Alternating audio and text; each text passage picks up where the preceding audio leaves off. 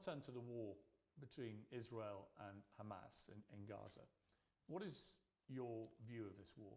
I think when you call it a war, you're doing a disservice to the people who are having their limbs blown off by some of the most advanced technical weaponry on the planet. It is a genocide and it is disgusting. And it doesn't matter which side of the political spectrum you fall on. When you observe a genocide in front of your very eyes, you should be disgusted. Which side is waging genocide?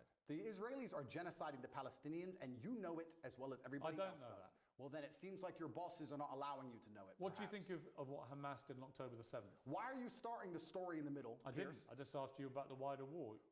I'm now asking you specifically about Hamas. I cannot professionally answer that question without talking about the context that led up to October 7th. Well, nothing, to my mind, justifies what happened on October the 7th. Nothing justifies what happened before October the 7th, Piers. This is the exact point. So you're talking to a man, I don't know what answer you expect from me, because let's forget the fact that I'm a Muslim. You're talking to a man who is fighting oppression to the best of his ability because he believes that the people in charge of the world are enslaving us all, to the point where I detriment my own life. I end up in a jail cell because I'm speaking against oppression. Then you're asking me what I would do if my family was blown to pieces. You're not in a jail. Hang on. You're asking me what I would do if another government came along and blew my family to pieces? You weren't put in a jail cell because of any oppression. Absolutely I was. No, you weren't. Of course you I were put in jail cell because you've been accused of serious sexual crimes. I would not have been accused if I was not monumentally successful in speaking the truth. Let me ask you again. It's a simple question. Some people can answer it straight away, including pro-Palestinians people I've had on my program. Many are very quick to say absolutely. Do you believe Hamas are a terror organization? And that's a very interesting question, but I think you're peddling asininities. Well, just answer the question. Can somebody do me a favor? Google asininities and find out if it's a word. I know what it means. If it's not, make sure it's added to Webster on Top G's orders. Okay, just, are they a terror group? You're peddling asininities because I'll tell you why, Piers. Let me answer the question. No, I'm not. Of course you are. It's a simple question. That's like me asking... I'll tell you why I asked, because the UK, where you were born, prescribes Hamas as a terror organization. They also prescribe me as dangerous to children in schools. Let me explain something to you, Piers. You're not prescribed as that. If I were to sit here and say, is stealing wrong? And you'd say yes, and I go, but what if the person stealing is trying to feed their family, and if they don't, their family are going to die? Is it still wrong? You're trying to take a very nuanced and complicated argument and reduce it down to one sentence, which is failure. You're trying to equate stealing with a mob of terrorists breaking over a border, going to peaceful... Is that what Israel did? Wait a minute. A mob of terrorists breaking over a border and killing people. Is that what Israel did? Going through a border on October the 7th. Oh, October the 7th. Massacring young people at a festival, massacring families in their homes in a kibbutz, setting fire to them, cutting their heads off, killing babies. Oh, killing 40 babies. That was true. Well, fine. Were the babies vaccinated? Why are you being flippant? I'm not being flippant. The point I am making... I don't find that funny. No, but the point I am making is that the media lies, firstly. Secondly... I can ask you about different things at the same time, right? Sure. So I'm asking you, first of all, specifically, what is your reaction to what happened on October the 7th? Sure. I'll answer the question professionally. I do not condone the loss of human life on either side. I think anybody doing anything which directly damages civilians is disgusting and abhorrent.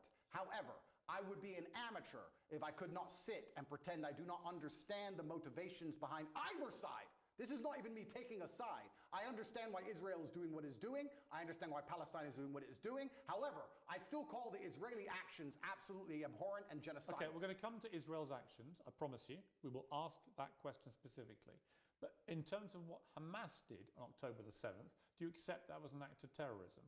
It's an interesting question because it's not really. It is. No, it's a very straightforward question. Because you're the person who would have called Nelson Mandela a terrorist while he was still in jail, and one person's terrorist is another person's freedom fighter. I wouldn't have called him that. For me to answer the question, yes, you would have. For me to answer the question, I have to be very professional, Piers. For me to sit on the outside in Romania with no personal involvement in Israel-Palestine, it's easy for me to say, yes, it was an act of terror. However, if I was in Gaza, if I was in an open-air prison, if my family had been annihilated by bombs from the sky, if everybody I knew had suffered the loss of a loved one, if I had no chance of any kind of freedom or democracy or standard of life, would I believe it was an act of terror, or would I believe it's an act of resistance against oppression? You have to be very careful how you answer these questions. So what do you think? I think I understand what happens when you take people and put them in such an inhumane condition.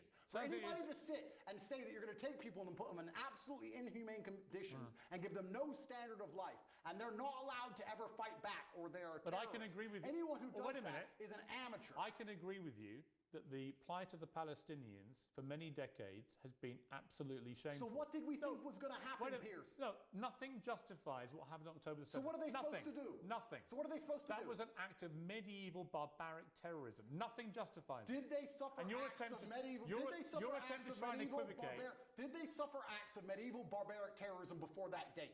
Yes. And it's unfortunately an eye for an eye in this world. Tell me- I'm not condoning. give me- I'm being a professional and answering Give to me you one why example. it happened. Give me one example of where Israel, without any provocation, went into a specific question, went into Gaza and massacred 1,500 innocent people, cutting their heads off, taping and boasting about what they'd done back to their families in Israel, kidnapping Holocaust survivors, they wouldn't have, of course, done that in their case, kidnapping old grandmothers and bringing them back to Israel, kidnapping babies, kidnapping children. When has Israel actually gone in and done something of the scale of October the 7th? There's literally endless examples of that. Give me one. In 2014, they were bombing civilians. Give me- And no, you no. know what, Piers? Let me tell you something. I'm not talking an about. expert. No, I'm not let me talking answer. about what they would Let me- categorize as retaliation for rocket strikes. And there's an arguable point, as there is, for example, I'm vehemently against the expansion of the settlements on the West Bank.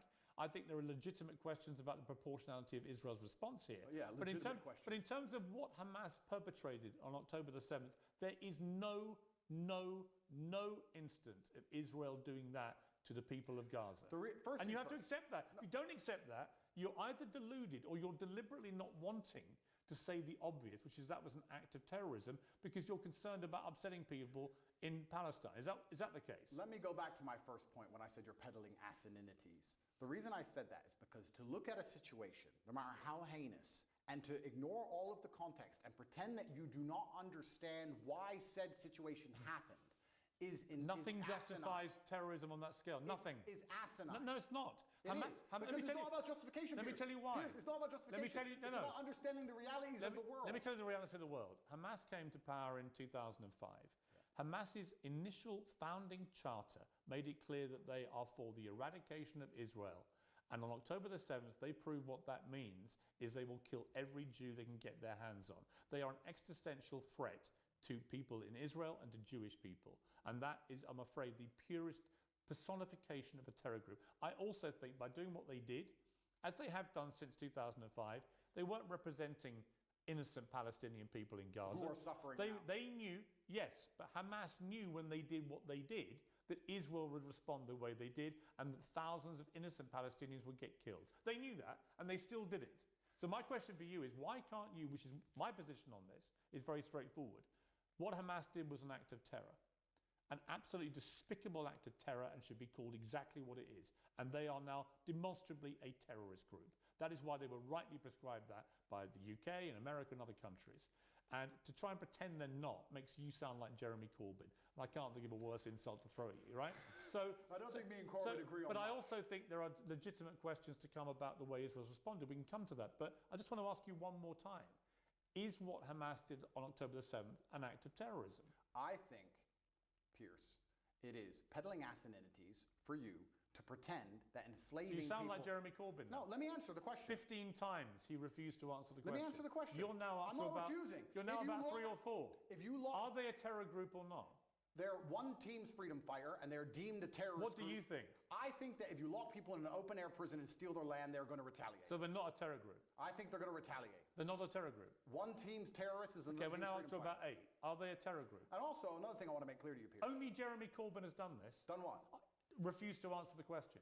I think that what they are doing is seemingly deemed an act of terror by the people that the terror... Don't use weaselly words. They're not weaselly. Of course the Israelis think they're a terror group, and of course the Palestinians think Actually, they're freedom fighters. most It's of the- stupid that you're asking the question. Most of because the it's clear. civilized world thinks they're a terror group who committed an act of terrorism. It's not difficult. What they did was an act of terrorism. And I think that if Israel continues to I'm gonna conduct come to- acts of I'm going terrorism to come- on the Palestinian people, they're going to do nothing I'm but gonna come- strengthen the reaction.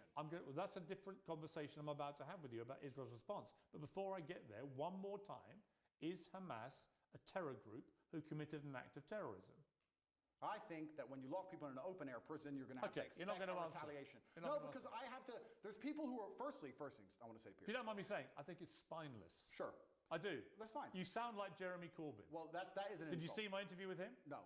Right, 15 times last week, I asked him the same question.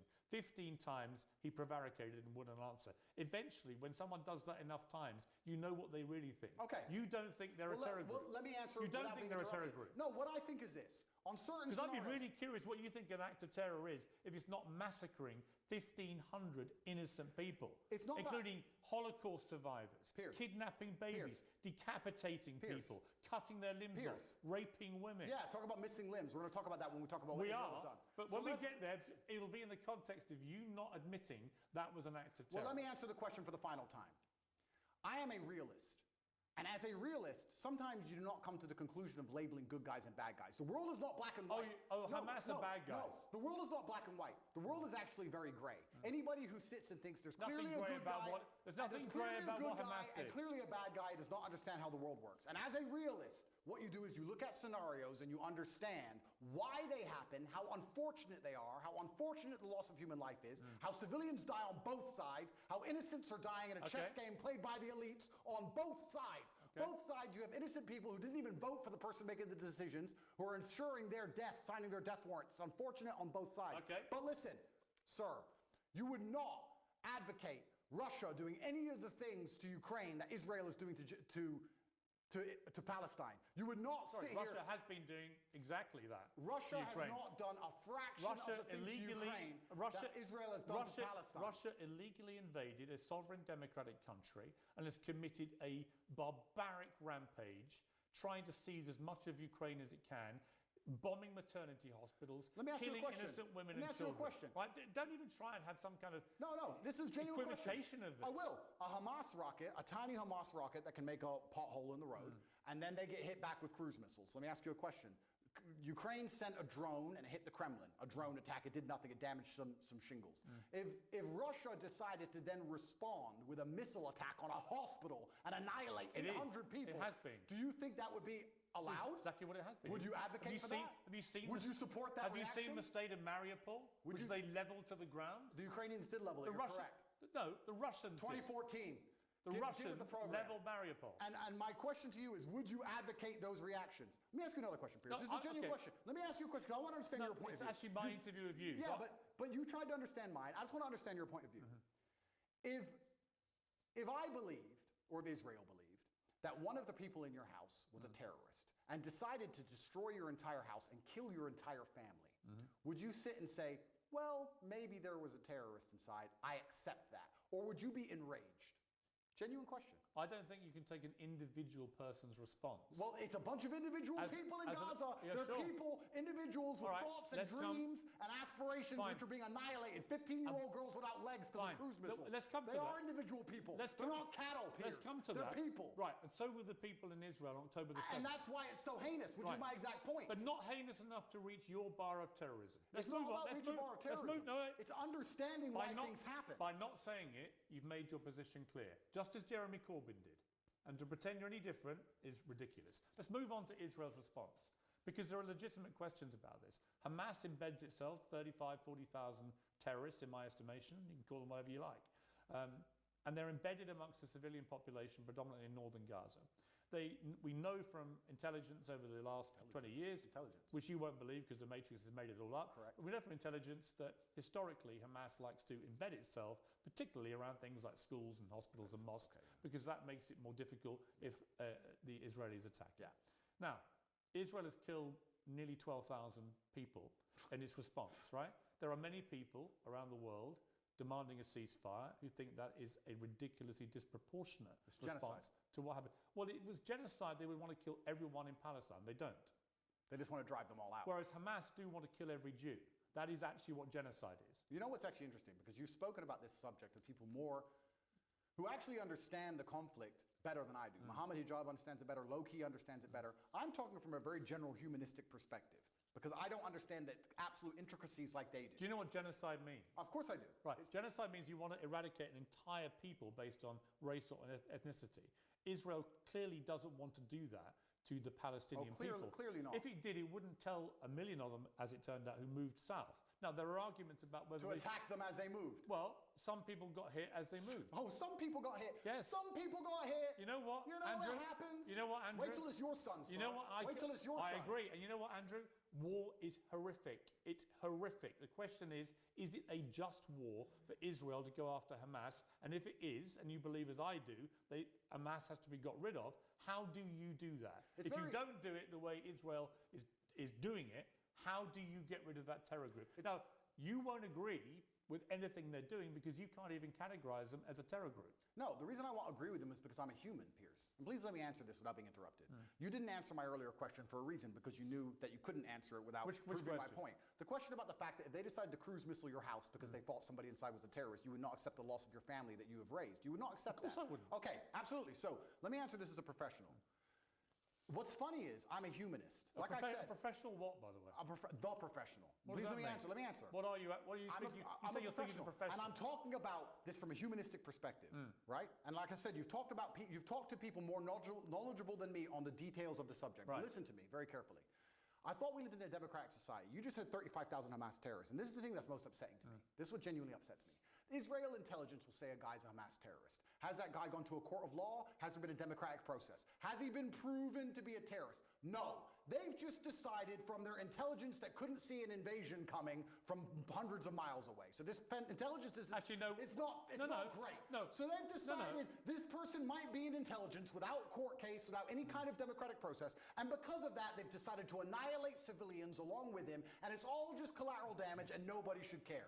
That is not a humanistic perspective, and that is disgusting. And any person in the West who is advocating for that is a hypocrite. Because if it was turned on them, if the American government said, we think the person in your shopping mall, one of the people you were shopping alongside in the mall, might have committed a crime. We didn't take them to court. We think they might have, so we killed your whole family. Get over it. So the last time is a clown and a hypocrite. So the last time. What do you expect full-grown men to do? I'm about to respond. What do you expect full-grown men to do when you kill all of their families and leave them locked in an open-air prison? Let me respond. The last time that Jewish people faced an existential threat was in World War II. And the Nazis, who wanted to take over the world and kill every Jewish person, the Nazis were ultimately defeated by Winston Churchill leading the Allies. And Winston Churchill, in the process of defeating the Nazis, killed a lot of German innocent civilians in the process. Do you think that was justified?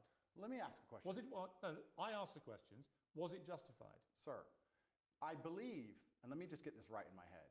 Yeah, think about it. No, I don't need to think about your question. I believe that the Nazis, which were obviously heinous, I'm not advocating anything they did, it's disgusting, the Nazis. I'm glad we beat them. I'm actually a huge Were they fan. terrorists? Yeah, they were. Right. So I believe that they were... So when you massacre Jewish people, you're terrorists? Except when you do it in Israel. When you try and conduct genocide on a populace because you don't want them on land you say is yours, then you are terrorists. It's exactly what Hamas did on October the 7th. Exactly what Israel had did before that. So you've literally just described what Hamas do. You just described what Israel do. They're trying to genocide the Palestinians as we speak. And this is the exact point. So Israel... No, but to see... Hang on, so you think Israel are terrorists? I think that what they're doing now is disproportionate and genocidal. Is it terrorism? It's genocidal, so I guess that makes it terrorism. It's genocidal. So they're terrorists for responding to an act of terror, but the people who committed the act of terror are not terrorists. The way in which they're responding... You see the problem with that argument? No. Really? Pierce, what they are doing now... Slaughtering 1,500 people in the way they did it is not an act of terror by terrorists, but a response from the people who are on the receiving end, rather like the response of the Allies in World War II to what the Nazis did. That apparently is the only act of terrorism. Didn't you say 12,000 people the Israelis have killed thus far? Yes. I saw a video of a 15-year-old girl with no legs begging to die. Yeah. She was begging to die saying, I have no future because my parents are gone or my legs are gone. It's horrific. I have no future. No, but you say that, right? You talk about numbers and statistics and you say a few people got caught. You don't think of Gazans and you don't think of as Muslims and Palestinians as individual people. Oh, yes, I do. No, you don't. Because I do.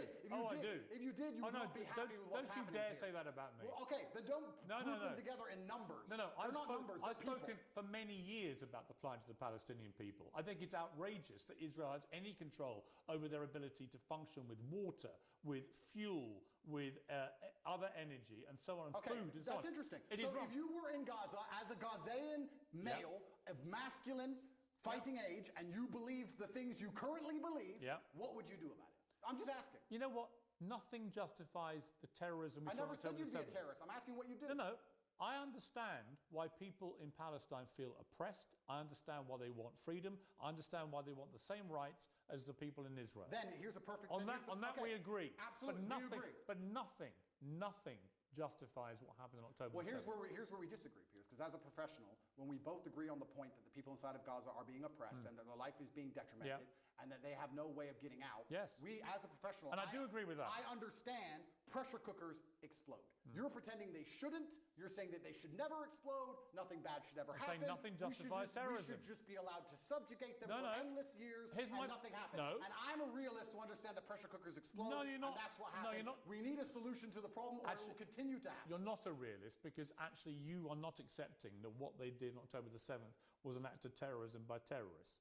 You won't accept that. You think actually they're freedom fighters doing some kind of resistance. And I say that is ridiculous and shameful. That's the difference between us. I understand that pressure cookers explode, Piers. Right. So you think it's perfectly reasonable what happened there? I don't think it's reasonable. I think it's a shame. Natural consequence. I think it's a shame. A shame. That's it. I think it's a shame that we're living in the world now where people are reduced to basically suicide to try and fight for freedom for their families if they have one left. Because they all committed suicide, those men who did that. Well, the 'Cause Hamas- they didn't have a chance of survival. I think when you Well, that's oppress- because they believe that they're martyring themselves and No, going to a it's 'cause better when life. you oppress people to the point where their family's dead and they have nothing to live for. So And I you- think that's a shame. So do you support Islamic fundamentalism? Absolutely not. Do you support an Islamist ideology? Absolutely not. Right. What I support... So why do you support Hamas? I support justice in You the support universe. Hamas? I support justice in the universe. Do you Piers. support Hamas? No. You don't? Well, I don't know the ins and outs of Hamas's creed. I have to be very honest. Well, you know what they did on October the 7th. Do you support them? I understand why that happened, and I'm Right. saying it's a shame. But you won't denounce them. I say it's a shame. Will you condemn them? I can't sit here and condemn the obvious outcome of consequence. Really? How can I You condemn? can't condemn Hamas for what they did. Well, we know what's going to happen, and we need a solution. So you're here. very quick to condemn Israel's response, but you won't condemn the terror attack which prompted it. No, I'll tell you why. Even though Hamas knew by doing what they were doing, that would be the response. Do you think they knew that? Of course they knew that. Do you think they knew the Israelis? They did it quite deliberately. You know why? Because they were funded and supported by Iran. They didn't like the fact that Israel was normalizing relations with a bunch of Arab countries, from the UAE to Bahrain to Morocco, and then coming down the line was going to be Saudi Arabia. That was a threat to the Iran view of what should be happening in that region. Iran are the ones who support and fund and arm Hamas, and they clearly, in my estimation, it hasn't been properly established yet, but clearly Hamas couldn't have done this on their own. They've done it with support from Iran, and they've gone and committed an act of such heinous atrocity that they knew what the response would be, and that means that they sentenced in that moment not just 1,500 people in Israel to death in the most appalling manner possible, but they also sentenced to death thousands and thousands of innocent Palestinians, including many innocent children, because half the population are children, and Hamas knew that was what was going to happen. So my question is, how can anyone think that Hamas is a force for good for the Palestinian people? They are a force I said they're for evil. unfortunate. No, I didn't say they're a force for good. I said it's a pressure cooker and it's a shame. But you won't even condemn them. Let me ask the question. Do you think if we gave the Palestinian people basic human rights, that Hamas would find it more difficult to recruit new soldiers? Look, I think Probably if we treat them like humans, this won't happen. I think so we agree and let's move on. I think there's a real danger in the scale of Israel's response that you radicalize a whole new generation of Palestinians. I think that's a real danger. So by the way, I've said that. We can agree on that. So perhaps it was Israel's actions before October 7th that radicalized the soldiers who invaded. So you agree with me. So let's move on. No, I don't. No, nothing justifies what they did. Let me ask you about the reaction that you've had from certain people who I think at one stage you had a good relationship with. Sure. One is Jordan Peterson, and the other one Ben Shapiro. Let's talk about Jordan first. Sure. You've had a bit of a to and fro with him, but what is your view of him? I think Jordan and I actually agree on many issues. I think the enemy of my enemy is my friend. I think we have a lot more in common than we have that we disagree on. We have different views of the world on certain things. I think we approach him from different places. He's far more in his mind, whereas I've been more in a physical realm than he does. I have nothing against Jordan. I don't dislike him. I do find it, and I must be honest, a bit disingenuous and hypocritical that he speaks mental strength and then ends up addicted to an antidepressant. I don't think he should ever take antidepressants ever. I've been through worse than what he's been through, and I didn't take a single drug. However, I have nothing against the guy. He says very intelligent things, and I'd be interested to argue with him or discuss or debate with him, but I think we'd actually agree on most points, to be honest with you. I don't think I mean, he may be unhappy with somehow how I've lived my life and some things I've done, but we've already discussed the fact that I come from the lowest income area of the UK, and most people around me were selling drugs, so at least I didn't do that. So I'm not going to allow somebody who's a professor in a university who's had an easy life come along and tell me how people from the streets should survive. You have to find a way out. Let's get rich or die trying. But I have nothing against the guy. I just think that he's been a bit hypocritical. And then, truthfully, the only time I've been genuinely a bit appalled by any of his actions was the tweet he made on Israel-Palestine, when he said, "Give them hell." I know that's an easy thing to say, and it's an expression that people use, and they throw it around flippantly.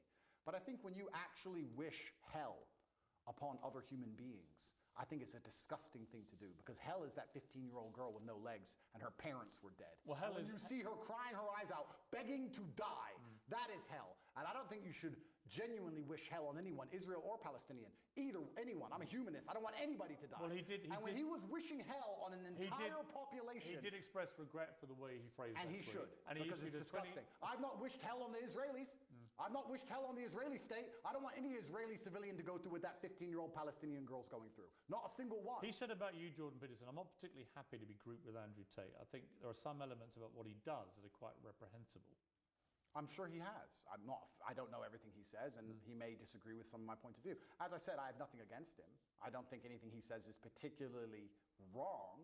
I think that he's hypocritical because of the antidepressant problem, and I think that the fact he wishes hell on other humans because he gets emotionally involved in a conflict, which within 2 minutes of it sparking off, he's wishing genocide. I think that says a lot about his personality. But overall, when he speaks at length, a lot of the things he says are pretty well thought through and pretty constructive. I have nothing against the guy. Let me turn to Ben Shapiro. He said, "Let me assure you, as someone who's not pimped women and bragged about it, that morality requires that those who rape women and kidnap women must be eradicated, not negotiated with." He says, "On my show, I won't be lectured on morality and toughness like Andrew Tate. His great idea of toughness and morality is pimping women and bragging about it on air, and then trying to quasi-walk it back while simultaneously maintaining many of the same positions and flexing his biceps. Listen, everyone should be able to tweet whatever it is they want. I'm all for an open discourse, even with people who I think are dead wrong on a lot of issues. But Andrew Tate is dead wrong on a lot of these issues. And the particularly ridiculous posturing about being yes, you're very tough when you want people to make peace with terrorists who just murdered their children, very, very tough." What do you say to that? So Ben is a warmonger.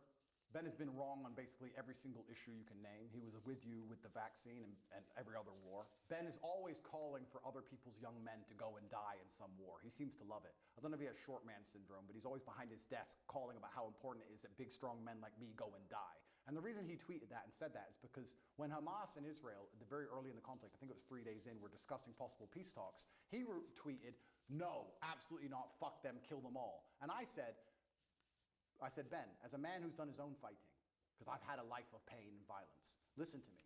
Peace is always worth a conversation. What I said is that we should always be prepared to at least discuss peace. He, because he's a warmonger, said, "No, peace is not worth a conversation. You're this, you're that, da-da." Because he's always sitting behind his desk. He must have a booster chair, and he's always running his mouth trying to invoke violence and call for war. And I find it kind of hypocritical, because a man who's so small he would die if he was slapped on the street, sitting behind a desk and screaming for other people to be annihilated, I think is kind of, it's worse than hypocritical. It's insane. I believe if he was sitting here listening to this, he would say that what he's screaming for is for Jewish people in Israel to defend themselves. And he's a Jewish man. All Ben does is call for war. And I agree. Defending yourself... That's not all he does. That's all he does. And calling for war and defending yourself is very different than genocide. And Ben, like I said, overall, most of Ben's worldviews and mine probably align. We don't align on the religious sect, and we don't rely on the religious points. Fine. But our overall worldviews about how society should function probably align on many of the key issues. I don't have a beef with Ben, and I don't watch his show, and I have no idea what he talks about a lot of the time. But what I do know is that every time I turn it on, he's calling for someone else's son to go and die in a ditch somewhere for his interests. And I don't like people who are not advocates for peace. "Blessed are the peacemakers," said Candace, who is far more intelligent than Ben will ever be. And she is completely right. He replied that rhetoric, starting an argument with me, when I said we should talk about peace. I say we should talk about peace. He calls for the death of civilians, and somehow we're asking why my point of view is seen as abstract. It's insane. Why can't we all just sit down and say the fighting must end? Why can't we do that? Why can't we sit and say, nobody should be dying, let's stop using the most advanced military weaponry on the planet to blow the limbs off children? Why can't we say that without being deemed some kind of terrorist sympathizer or anti-Semite? It's insanity. Trump came along and didn't start a single war. He's the only one who didn't. And they're going to come along him and make him a bad guy. When a new president comes in, it's just endless war and death and killing. Have you seen a dead body, Piers? Have you seen people lose a fucking limb? It's disgusting. I know what's happening over there. Have you seen that? I don't need to tell you about the parts of my history that I'm not prepared to share, Piers. I said it to Ben. I said people who have done their own fighting and seen their own violence and have seen people bleed out in the street from a stab wound are not going to be so smart and so quick to sit behind a desk and call for the death of innocent people. It's disgusting what's happening. I don't want anyone to die on either side. And when I come along as a peacemaker and say, this is insane, because he's a warmonger, because he has chosen blinkers and sees one side of the argument and refuses to accept the humanity of Palestinians, he says I'm a bad person for calling for peace. Well, you know why? Because he'll probably listen to this interview and say, this guy can't even describe Hamas as terrorists. If Ben Shapiro thinks bad of And if you don't think what happened to the people in Israel on October the 7th is an act of terrorism, did I not just say then you are, I want all people then you to are stop just dying? you are just as partisan to one side as you believe Ben Shapiro Did is I to the not other. just say I want all people to stop dying? Piers, don't interrupt this. It's 2 sentences. I want all people to stop dying. However, I understand what is going to happen when you create a pressure cooker. That is my answer, and it's extremely professional. I don't want anyone to die, and because I don't want anyone to die, because I'm a peacemaker, because I'm a humanist, I understand you cannot lock people in an open-air prison for an undetermined period of time without provoking terrorism. So out of interest, what would you have done if you'd been Israel after October the 7th? That's a really interesting question, and I think there's people who are more qualified than me to answer. Given that Hamas last week said, we're going to try and do the same thing again and again and again, what would you do to defend the people of Israel? Good question. They have the Iron Dome, which is largely effective. I think that their border security is usually effective. It's very interesting that it wasn't on this So you would day. say they would do nothing other than tighten up security? I think if I was truthfully, I'll answer the question. If I was truthfully in charge of Israel, I would have found out how our border was penetrated. I would have made sure that was impossible to do. I would have had large conversations and discourse during that period, which would probably take weeks to ensure that my border was impenetrable because we were at no genuine threat of a repeat attack. And then I would make it clear that there will be some repercussion unless there would be some repercussion unless we can come to peace terms. I don't think the Hamas doesn't want peace. Of course not. But I'm saying That's their fine. stated position. Of course. So does it mean okay, peace but you're with asking Hamas? what I do. I would have found out. First things first. I'm a man. So first things first, you fix the problem. Okay, our border's been penetrated. How do we make sure that doesn't happen again? Sure, How did it happen? Internal investigation. Of course. Let's make sure the border's secure. Now our civilians are safe. Our civilians are safe, which buys us time. Let's have a conversation and see if we can actually reason with Hamas. If we can't, then there might be some military intervention. Then what? But there certainly wouldn't be bombing hospitals, cruise missiling refugee camps. There wouldn't be any of the things that's going on now. Absolutely You not. wouldn't try and attack the people that No, did because it. this is a rushed and emotional response.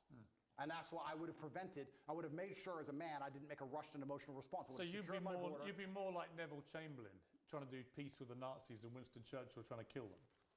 Well, Yeah? that's an interesting question. You're an appeaser, not a warrior. Well, I still think I'm a warrior, but I think that when you're a warrior, you have to be very capable and... No, but that's what Neville Chamberlain's view was. We should do peace with the Nazis. You have to be very understanding of your power, and you have to use it responsibly. And just like I said earlier, when I'm trying to be responsible about what I say to the young men of the world, I would understand as Israel, I must be responsible with my massive military might to make sure I don't kill civilians. And I would sit and try and make a measured response, and I'd be a professional, and I would consider them human beings, and I would secure my border and try and come up with a plan better than, oh no, I'm mad, I'm emotional now, let's go kill everyone. I think that's the wrong response. Correct. I don't think that's the right thing to do. We've spent a long time talking.